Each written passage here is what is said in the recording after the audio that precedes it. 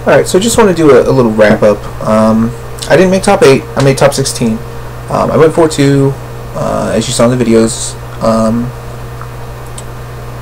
I feel fine about it. I wish I had made top 8, obviously, but 4-2 is infinitely better than I did last week. And I lost 2 matchups that, one of them, the Scape Shift, I think it's just a really bad matchup. I managed to win game 1. I don't think I should have, though. I think he just got really unlucky to never find the Scape Shift. And then games 2 and 3, I think I got a little, I don't want to say unlucky, because I don't really have much card filtering, but they would have gone better for me if I had seen Leyline of Sanctity. I didn't, and I lost, so, you know, not trying to complain or anything. You know, that's the way Magic goes. What are you going to do? Anyway, I also lost to that Countryside Crusher, Conflagrate, Treasure Hunt deck, just because I couldn't deal with a large Countryside Crusher, which is not good. I need to be able to beat a large creature, for sure. Like, not a question. I need to be able to deal with that. That being said, I'm going to make some changes to the list. Chalice of the Void was a card that I tried out just for the first time ever tonight, and it was amazing. It was just fantastic. It single-handedly won me both of my Living End matchups, so this is a card that's going to stay. And then against the burn deck that I played, it shut off a lot of his 1-mana spells, which was nice. It's just got a lot of utility. It's a card. I didn't play against elves, combo elves at least. Heck, even when I did play against elves, I had it on 2, and it was really nice. So I didn't play against combo elves this week, but it's going to be great in that matchup too. So we're gonna go ahead and hang on to that. Platinum Empyrean. I don't think I ever played it. If I did, it didn't really matter. It's good though. It single-handedly wins matchups. Sundering Titan is a card, on the other hand, that I have yet to be impressed with. Not ever been impressed with it. It would have been nice against that Scape Shift guy, but like nowhere else. It's just always the worst card that I have. So we're gonna take that guy out of here. We're gonna put in at least one more Platinum Empyrean in his spot. The Triskelions, they're fine. I think that I don't want that many spots for it though. And if I were to play it again, Grim Poppet, any minute now. There we go. If I were to play a card in that spot for the Elves matchup and the small creature matchup like that, it's going to be Grim Poppet from now on. The 1 extra mana does not outweigh the fact that once I'm done with the counters, I get a 4/4 instead of a 1/1. Wurmcoil Engine is great. I was really happy with the Mindslaver, even as only a 1/of. I drew it intermittently and not. I didn't draw it more than I wanted to, and every time I had it, it didn't clog up my hand enough to the point of being a nuisance. So it's going to stay.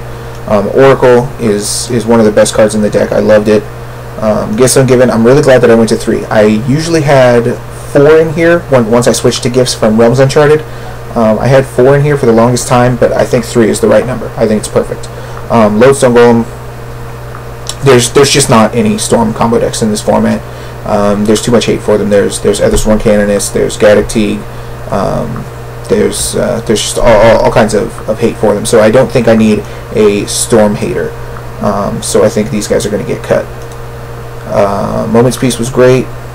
I think that I can cut the Crucibles and play Life from the Loam instead.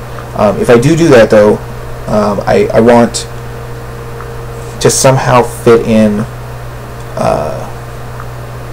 at least one cycling land, either a Tranquil Thicket or a Lonely Sandbar. Probably a Lonely Sandbar, because I don't think that I'm going to have 100 green mana ever. You know, I'm gonna have like a forest and a breeding pool at best. So I'm going to be able to play my Life from the Loam, cycle my Tranquil Thicket to get back Life from the Loam, and then not be able to play Life from the Loam again, which is what I really want to do.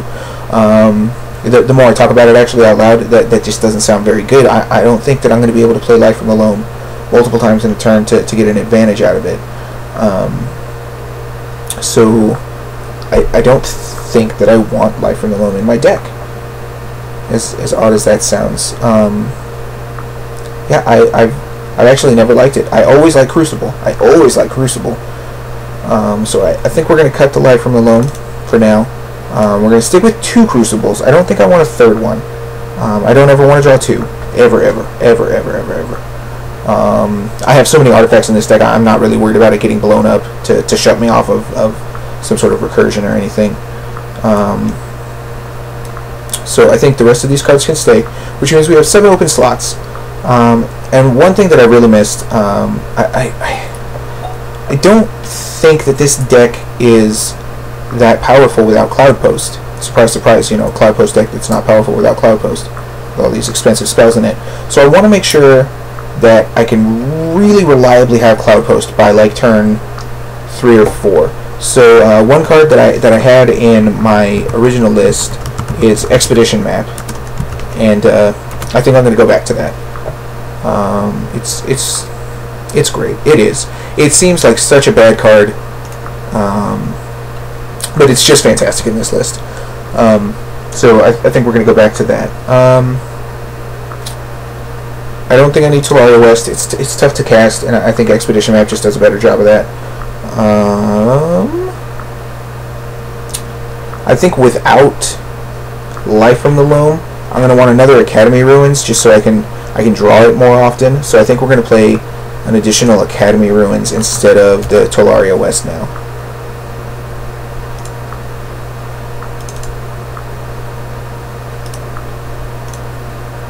Alright, second Academy Ruins in there. Alright, so we're back to 27 lands, and I like that land count. I do. We have 3 open slots still. So what are we going to do? We're going to...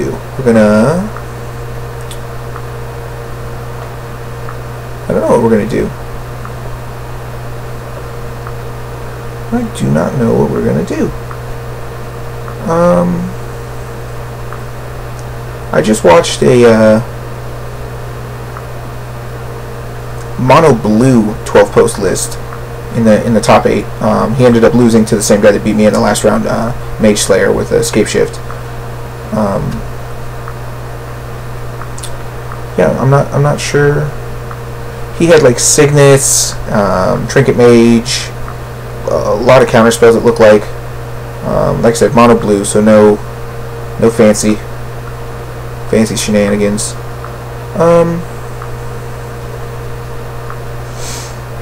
What are we going to want to do here? I could put the Oblivion Stone back in that I had. I could play another Grim Poppet. I could play another Mindslaver. I could play another Platinum Empyrean. I could put in another Crucible of Worlds. I could put in another Moment's Peace from the sideboard, which will free up a slot there. I don't necessarily like any of that. I think that I want another spell that's good when I don't have a lot of mana. Maybe another copy of Gifts Ungiven? No. What is good? I don't know. These we're gonna just go ahead and wrap it up here. These are the changes that I really wanted to make. Those last couple of spots, I don't know. Like I said, I think I want them to be something for me to do when I don't have a lot of mana, because you know, 4 Wurmcoil, Mindslaver, Grim Poppet, Platinum Empyrean, that should be enough for when I get a lot of mana. Should be enough to keep me going. So maybe something like Fact or Fiction is legal in this format. Fact or Fiction is probably pretty good. I have enough artifacts now that Thirst for Knowledge is probably going to be great. You know what? That actually sounds good. Let's go for that. So Thirst for Knowledge will be the last card in the main deck, assuming that I have them. I'm pretty sure I do. I'm almost certain that I do. There we go, right there. In fact, so let's play 3 of those. All right. I like where this is at. I like no Sundering Titans. I like an extra Platinum Empyrean. I like Grim Poppet over Triskelion. Yeah, I like I like very, very much where this is at. Alright, moving on to the sideboard. I'm not sure if I'm going to be able to get up the first round that I played against Living End, but in that, I had a Chalice of the Void on 0 and played to stop Living End, and then I played Gifts Ungiven, and I was going to get, the way that my sideboard is set up is so that I can Gifts Ungiven for Bojuka Bog, Relic of Progenitus, Tormod's Crypt, and you know, something else like an Academy of Ruins to recur the Tormod's Crypt, or like a Light from the Loam to recur the Bojuka Bog or something. So that I get a Graveyard Hate card every time I Gifts. But I had Chalice on 0 in play, so if I went for those 3 cards, he just gives me the Tormod's Crypt and puts the Relic in the Bojuka Bog in the graveyard, and I can't play the Tormod's Crypt. So that was kind of a bummer. I think that the Tormod's Crypt is good, though, against them, but it should maybe be a Nihil Spellbomb now that I don't have Tolaria West to transmute for it. So I think we're going to make that change.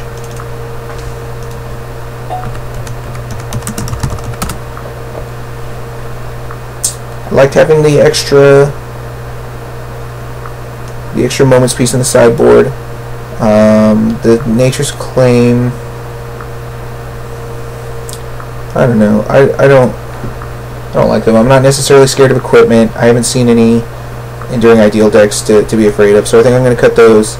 I'm not very scared of Affinity, to be honest with you. So I think maybe I want to address the Scapeshift matchup. I imagine that's going to be a pretty popular one next week, since I'd put my money on Darkest or Mage Slayer to win the tournament at this point. It looks good for him. He's got a good deck, so I imagine that Scapeshift's going to be a popular deck next week. So, what do I want to do to fight them?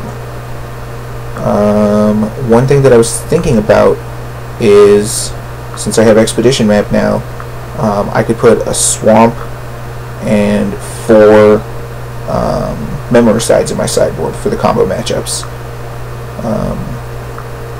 I think I want to be a little bit more proactive than reactive. So maybe we'll try that. Yeah, I guess we'll try that. We're going to put a Swamp and 4 Memoricides in the sideboard for like the Scapeshift matchup and things like that. I don't know. It doesn't sound the best, but that's what I've got right now. Any ideas? Put them in the comments. I'm going to keep thinking about it, and hopefully by next week I've got a really nice version of this deck for you guys to watch in action. I hope you had fun watching them this week. I know I definitely had fun playing them, and I can't wait for next week. This is just a great format. Thanks again to Gavin Verhey for putting all this together.